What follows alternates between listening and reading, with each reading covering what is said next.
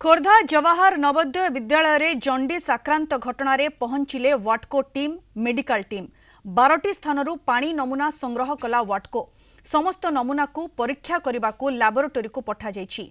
किछि जलर नमूना मध्य सेठारे परीक्षा करा जाइछि। 225 रु अधिक छात्र छात्री को अभिभावक नहीं जाइछंती। एबे भी शताधिक छात्र छात्री शिक्षक संक्रामक जंडिस रोगरे आक्रांत अछंती। स्कूल कर्तृपक्ष जिला स्वास्थ्य अधिकारी को स्वतंत्र स्वास्थ्य शिविर पर अनुरोध करिसेंती। आज मेडिकल टीम जिबे। अन्यपक्षे स्कूल परिसर में विशोधन सचेतन प्रति मध्य दृष्टि दिया जाउछि। वर्तमान प्री बोर्ड परीक्षा चलुछि। स्वास्थ्यगत समस्या को भयर वातावरण जोगु छात्र छात्री अभिभावक समस्ते चिंतार अछंती। स्कूल मोट छात्र छात्री संख्या 560। 9 दिन तले ज्वर हो कहले आसिली आसिकी घर को नेली। घर को नेला परे तार बांती बंद हलानी, ज्वर छाड़लानी।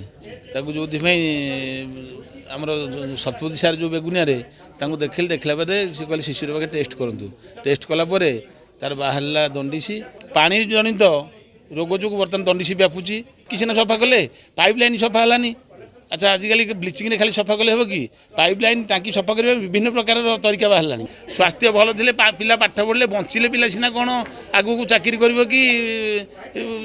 शिक्षानुष्ठान ना रख पिला तो मरी जाइए। गतकाली आम टीवी देखिलु गोटे फ्लाश न्यूज आसिला तो अकॉर्डिंगली डायरेक्शन देले एमडी मते तुरंत जाइकरी एसडीओ को पठांतु बोले। एसडीओ गतकाली आसिले सैंपल कलेक्शन करिसेंती रिगार्डिंग बैक्टीरियोलॉजिकल कंटामिनेशन सेटा आपण 24 घंटा पर जना पड़िबो।